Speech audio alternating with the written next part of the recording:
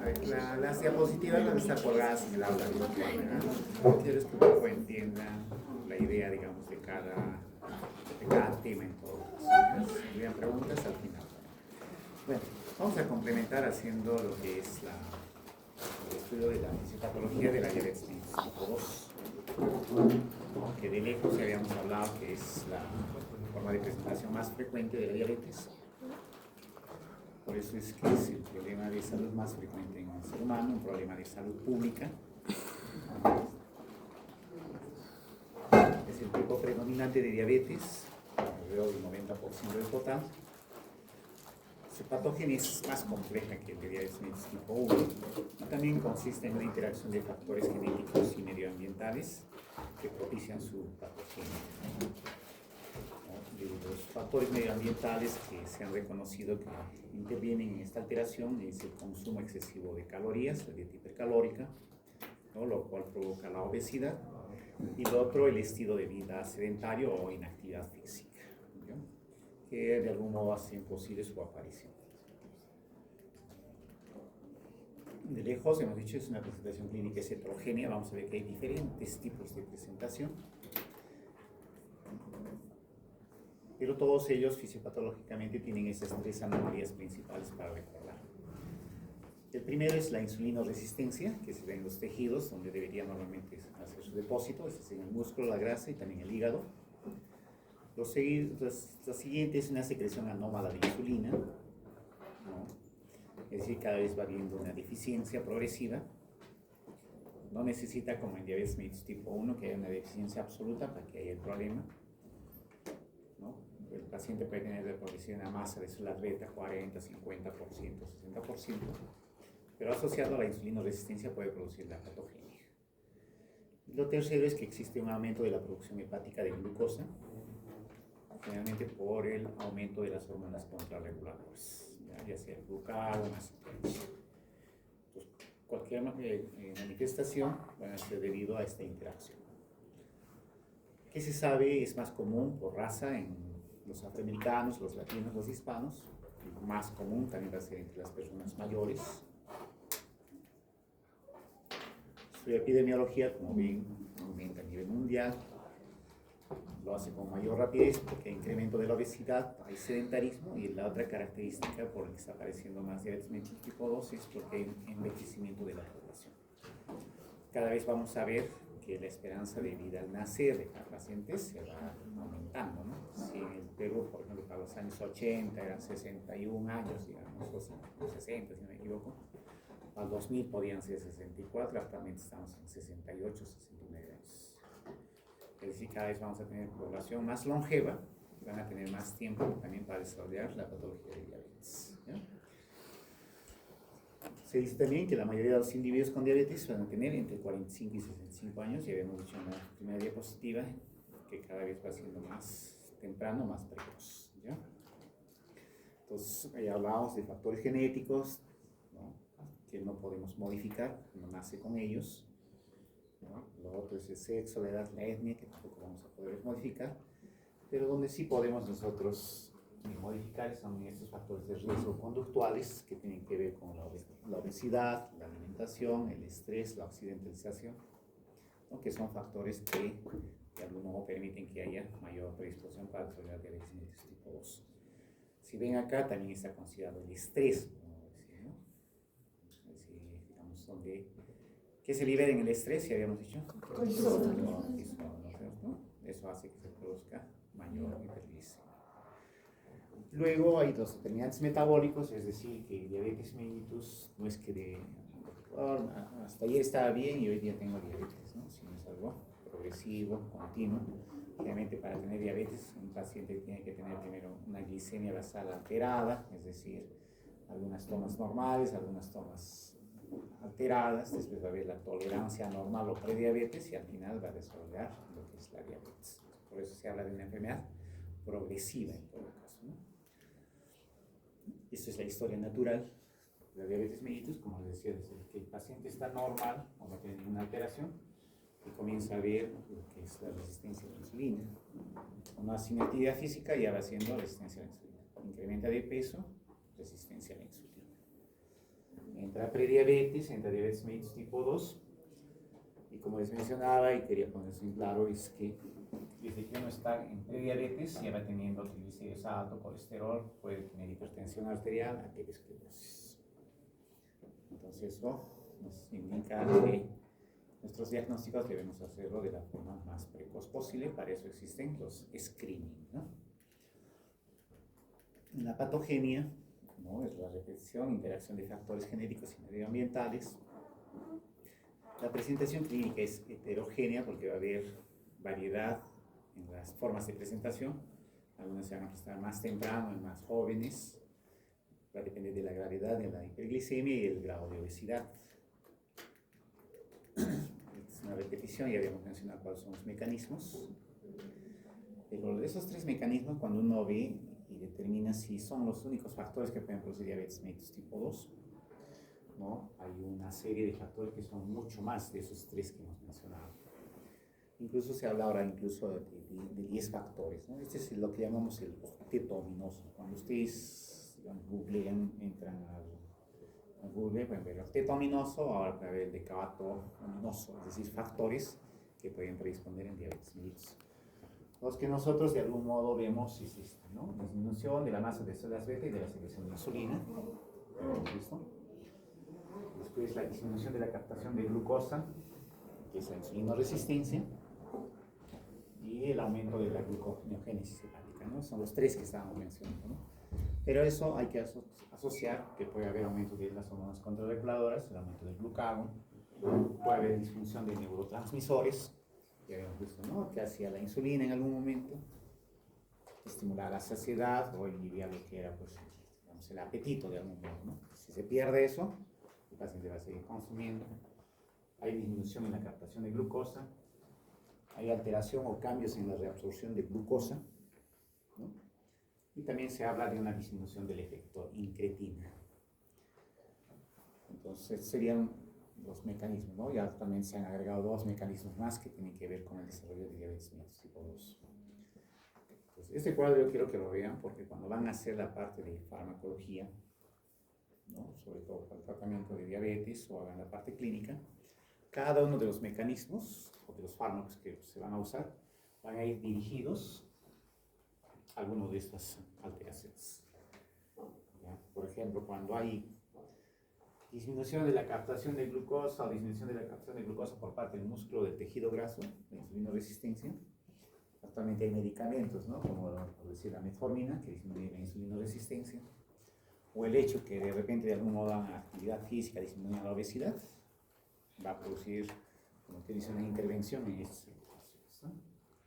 Después los cambios en la reabsorción de la glucosa, ¿no?, lo que son los inhibidores del SGLT2, que ahora están en boga porque tienen protección cardiovascular, renal, como que dice, inhiben la reabsorción de la glucosa. O sea, lo que debía perderse, ¿no?, va a hacer que esto se pierda normalmente y la glucosa ya no retorne nuevamente a la vía sérica, ¿no? Entonces, eso es otro mecanismo de acción. Entonces, se llaman los inhibidores de SGLT2, ¿no? Entonces, cada uno va teniendo un mecanismo de acción. Disminución del efecto incretina, que es una incretina, ¿no? Vamos a ver que es una hormona gastrointestinal. Cuando nosotros consumimos de repente algún alimento, aparte que produce una liberación de la insulina, tiene un efecto posterior.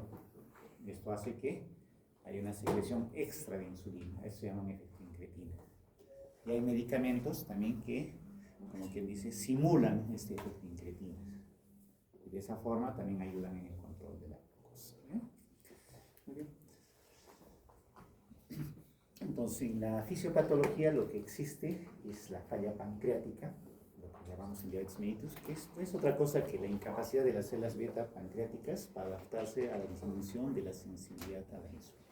Eso es. Y estos se pueden producir porque pueden estar en periodos como son periodos fisiológicos como el embarazo, pubertad, un estilo de vida sedentario, una alimentación excesiva. En conjunto producen una ganancia de peso. Ganancia de peso, depósito de grasa visceral, aumento de insulinoresistencia, ¿ya? Pero para eso debe existir una predisposición genética. Entonces, los factores genéticos que tienen que ver con la aparición de la diabetes mellitus tipo 2, ya les había dicho que eran, pues, si en diabetes mellitus tipo 1 había un cromosoma que estaba, digamos, afectado, en diabetes mellitus tipo 2 vamos a ver que son más. Hay formas que se denominan monogénicas, o sea, un solo gen que puede identificar y tener que ver con el desarrollo de diabetes mellitus tipo 2, o puede haber formas poligénicas. Sería bonito tener este gen alterado, se puede manipular y evitar diabetes mellitus. Pero lamentablemente, como dice acá, las formas monogénicas son infrecuentes, como que dice, son las más raras, ¿no? Entonces acá dentro de esos tenemos las formas asociadas a la resistencia o a la secreción defectuosa. Y dentro de los que están con la secreción defectuosa, yo quisiera que pongan hincapié en la diabetes juvenil, no insulino dependiente, o llamados los famosos MODI, diabetes MODI. Ya que hay del 1 al 6, no importa cuáles son, pero que tienen que ver sobre todo con alteraciones de tipo genética, que pueden ser alteraciones a nivel metabólico. Y estos son los que existen, ¿no? Habíamos dicho acá la glucoquinasa, que tiene que ver con la diabetes MODI tipo 2, o las otras que son alteraciones a nivel nuclear. Es decir, van a producir una insulina de tipo defectuosa, así lo vamos a mencionar. ¿Bien? Y estos pacientes que debutan con diabetes juvenil no insulino dependiente o tipo MODI tienen una característica, o sea, tienen algunos, como que dice, caracteres que nos ayudan a describir o son específicos para esta enfermedad. Generalmente producen trastornos por diabetes mellitus y generalmente nunca desarrollan cetoacidosis diabética, o sea, no cursan con cetosis. Se han determinado que son de tipo dominante, de una herencia autosómica dominante. El inicio generalmente es temprano, en los 25 años, incluso en edades más tempranas, y todos son debidos a un defecto primario en la función de las células beta. Estos son los 6 genes que tienen que ver con diabetes mellitus tipo MODI. El más conocido es el MODI2, donde hay una mutación del gen de la glucoquinasa, que es el gen que codifica la enzima glucolítica, este gen glucoquinasa. Es decir, si no expresa la célula beta esta glucoquinasa, esta glucosa nunca se va a poder transformar en glucosa 6-fosfato. Al no reducirse o transformarse en glucosa 6-fosfato, no va a poder entrar al fenómeno de glucólisis, ¿no? Entonces, toda esta línea se va a activar. Entonces, el efecto final es que no va a haber incremento de los niveles de calcio intracelular para que haya secreción de insulina. ¿Ya? Igual tienen que ver los otros factores nucleares. Entonces, para que puedan reconocer, ¿no? Estos factores generalmente son factores no genéticos que van a afectar la sensibilidad de insulina. Habíamos visto infección, pubertad, embarazo. ¿Cómo nosotros podemos reconocerlo? Generalmente porque son aquellos pacientes que cursan con glucosas que no son exageradamente altas, son los que pueden producir lo que se llama la glicemia basal alterada. Algunas veces están ligeramente incrementados por 130, te tomas un control de repente en 2 meses y puede estar en 112, en 108, en otra pueden estar por encima de 126. Y no tienen pues la característica de los pacientes con diabetes mellitus tipo 2 poligénicas, que son un incremento continuo o progresivo, ¿no? Por eso se dice que estos pacientes cursan con hiperglicemias leves, otros con intolerancia a la glucosa, y difícilmente o raramente van a una hiperglicemia persistente o de diabetes mellitus, ¿ya? Por eso es que en estos, incluso cuando se hace el diagnóstico, generalmente esperamos a la vida adulta para poderlos diagnosticar. Es infrecuente la normoglicemia en estos pacientes, 1 a 5% de todos los casos de diabetes. Estas son las 3 características que distinguen a estos pacientes, ¿ya? Ahí están detalladas en azul, resaltadas. Estos pacientes que tienen antecedente familiar de diabetes en 3 o más generaciones, una edad joven en la presentación, y son pacientes que no son obesos, ausencia de obesidad. Es un paciente delgado, ¿no? Y ellos son los que van a tener esa predisposición.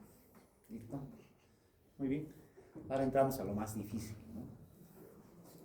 Lo que son las formas poligénicas. Por eso es que se dice que en estos casos tienen una fisiopatología compleja. Pero no venían complicadas, ¿no? Venían un poco a resolverles su problema, ¿no? Claro, cuando ya van a ser endocrinólogos, diabetólogos, ahí ya se complica. Pues ya habíamos dicho que las manifestaciones fenotípicas en este tipo que son resistencia a la acción de insulina, disminución de la acción de la insulina y aumento de la producción hepática de glucosa. Generalmente estos pacientes van a ocurrir casi todos ellos con resistencia a la insulina. No sé si está por ahí. Estos son todos los genes que tienen que aprender.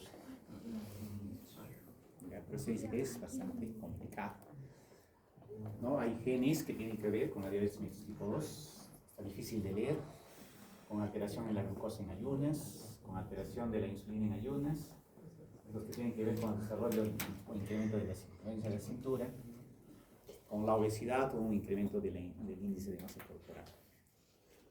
Si tuviéramos que verlo de eso, pues yo no animaría ni a leer, ¿no?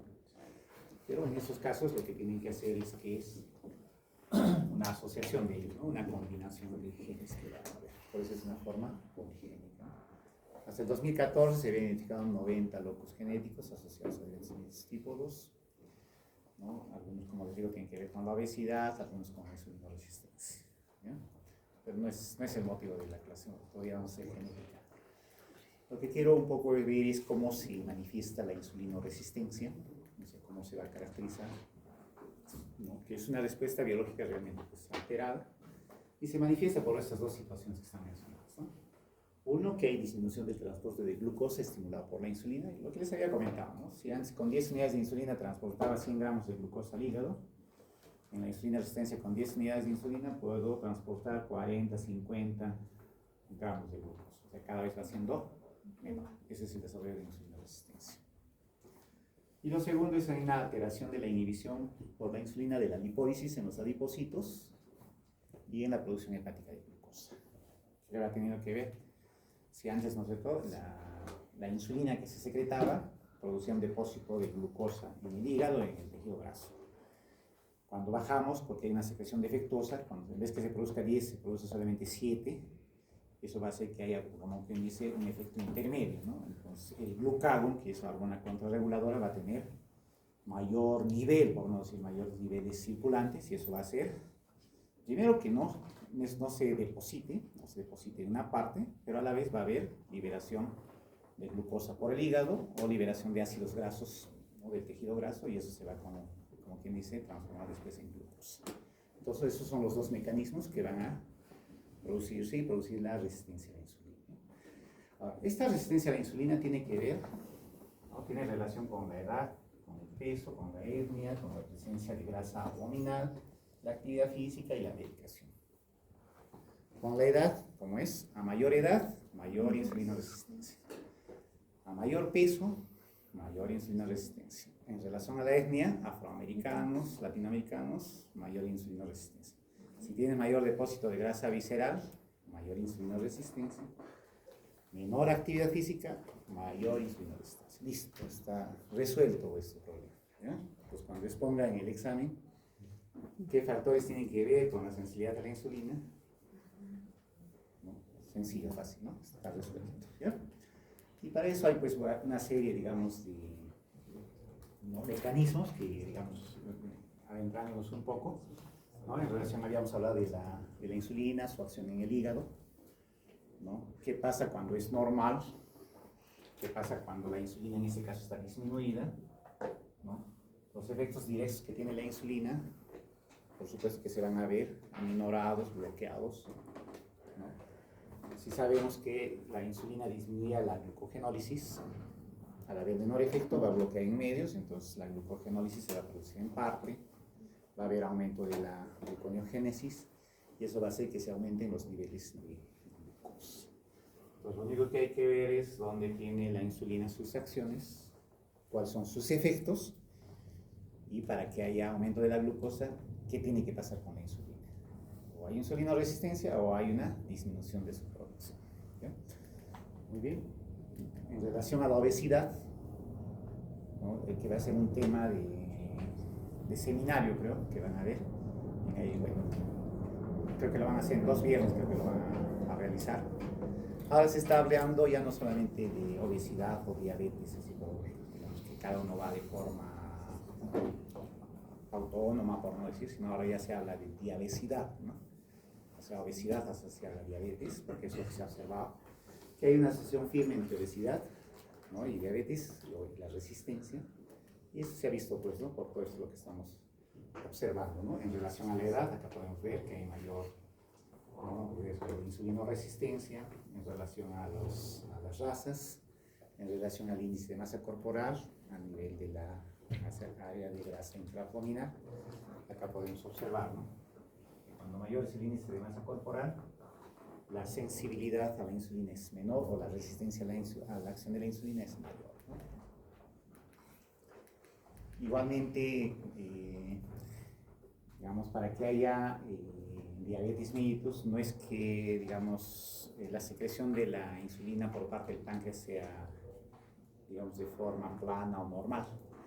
En los primeros momentos, digamos, cuando las glucosas están alterando, al principio podía secretarse 100 y con los 100 controlaba. Pero en un momento hay un grado que se llama hiperinsulinemia o hiperinsulinemia máxima, que en vez que se produzca 100, se puede producir 150, y con esos 150 mantiene los niveles de glucosa normal, ¿ya? Pero eso ya va siendo un defecto. Es decir, en ese momento no solamente pedimos una glucosa en el examen de sangre, sino hay que ver cómo están los niveles de insulina. Si los niveles de insulina están elevándose en el primer momento, vamos a determinar hiperinsulinemia máxima, que eso es lo que estamos viendo en los grados de prediabetes. Entonces, cuando ya se acaba esa hiperinsulinemia, comienza a caer el nivel de insulina, ¿ya? Entonces, al no controlarse, los niveles de glucosa van a aumentar. Tengo un gráfico que al final lo vamos a observar, ¿ya? Entonces, la resistencia, ya habíamos visto, se da a nivel hepático, a nivel del tejido graso, a nivel del músculo periférico. Y este es un gráfico que nos ayuda a determinar esto, ¿no? ¿Cómo es en este caso la captación de glucosa a nivel muscular en los pacientes normales?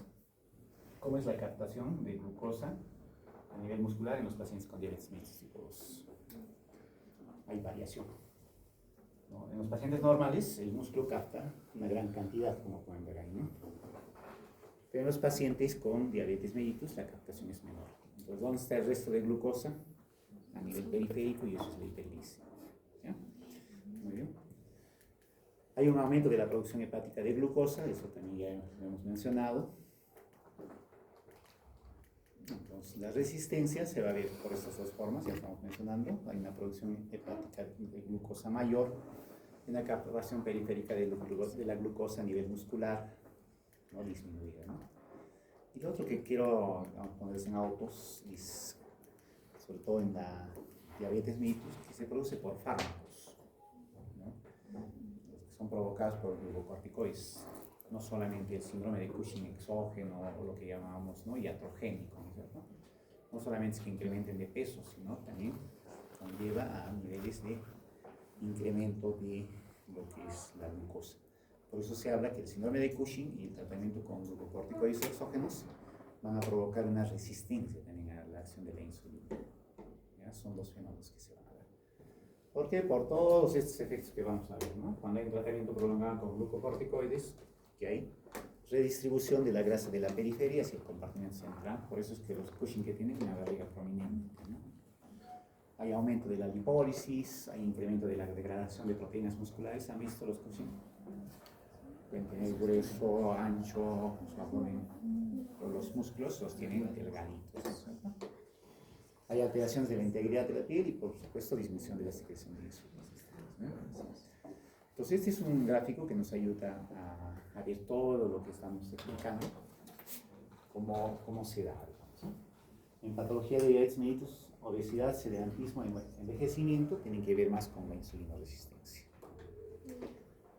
La genética, la glucotoxicidad, la liberación de ácidos grasos libres tienen que ver con la deficiencia de función de las células beta. Entre ambos producen el aumento de la glicemia, y dependiendo de la respuesta a la insulina, ¿no?, si es adecuada o extensa, puede haber euglucemia, pero si la respuesta a la insulina ya es inadecuada, los pacientes desarrollan diabetes mellitus tipo 2. Ese sería, por no decir, un resumen de lo que sucede, ¿no? El resto ya lo hemos determinado. La obesidad, cómo está implicada con el desarrollo de diabetes mellitus tipo 2. ¿Por qué? Obesidad central nuevamente produce insulinoresistencia.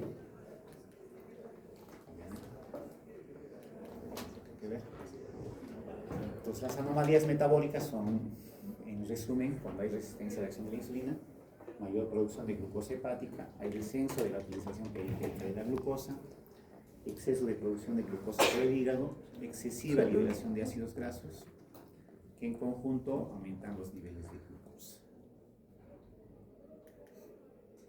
¿Ya? Es otro gráfico en relación a obesidad central.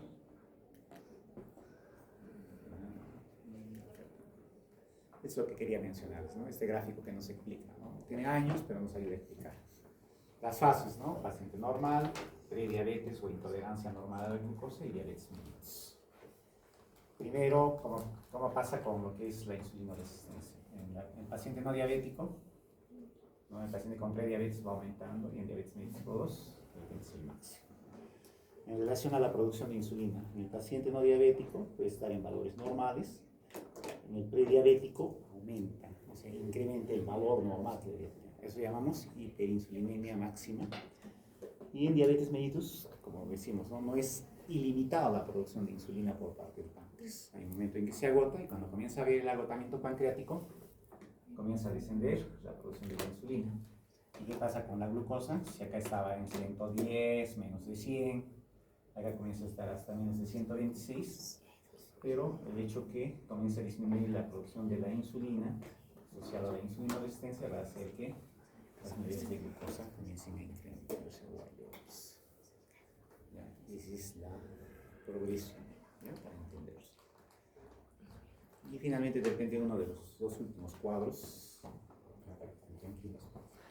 La relación a la insulinoresistencia, cuando nosotros vemos la diabetes mellitus, es la punta de iceberg, vemos lo que está encima. Pero no logramos ver esta intolerancia normal de la glucosa.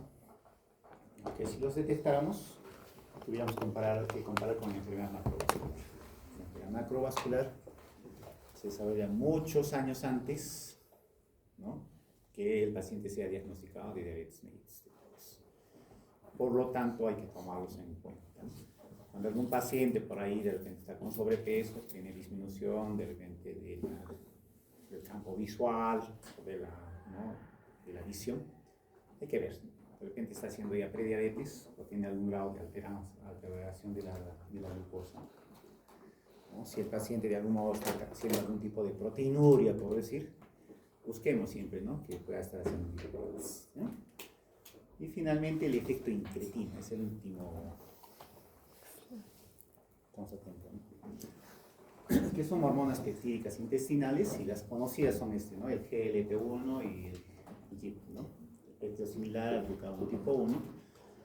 El efecto incretina se trata de esto que está subrayado, ¿no? Es un incremento fisiológico en la secreción de insulina que se produce tras una carga oral de glucosa. O sea, es un efecto plus que se da, ¿ya? Pero esto en los pacientes con diabetes tipo 2 está alterado, suprimido. ¿Ya? Entonces, eso también por eso se considera que es un condicionante, un factor para desarrollar diabetes mellitus tipo 2. ¿Ya? Acá les tengo esto para que ya lo digan. Wow. ¿Y cómo se da las incretinas en diabetes mellitus tipo 2? Se sabe que el GLP-1 y el GIP, ¿no?, se produce en respuesta a una comida. Esta puede estar preservada, ¿no? Pero hay una enzima que se llama la dipeptidasa 4 que se encarga, como que dice, de neutralizar. ¿Ya? Por eso es que este efecto incretina puede tener de repente 3 a 5 minutos. Después de eso, por la acción de esta enzima, se pierde su actividad. ¿Por qué les muestro esto? Porque, digamos, dentro de la medicación que existe actualmente para el control de la diabetes, existen fármacos que inhiben esta enzima. Entonces, al inhibir esta enzima, tanto el GIP como el GLP-1, su tiempo de acción va siendo mayor. Entonces, por tanto, van a producir una mayor producción de insulina. Eso es uno. Y existen medicamentos que se llaman análogos del GLP-1. Como quien dice, remedan el efecto incretina que es fisiológico o normal para el control de la diabetes. ¿Ya? Pero en el paciente con diabetes, como les mencionaba, estas respuestas están disminuidas o están anuladas. ¿Ok? Muy bien, creo que hasta acá los vamos a hacer. Estos los voy a dejar en el aula virtual para que ustedes puedan revisar. Muy bien, acá.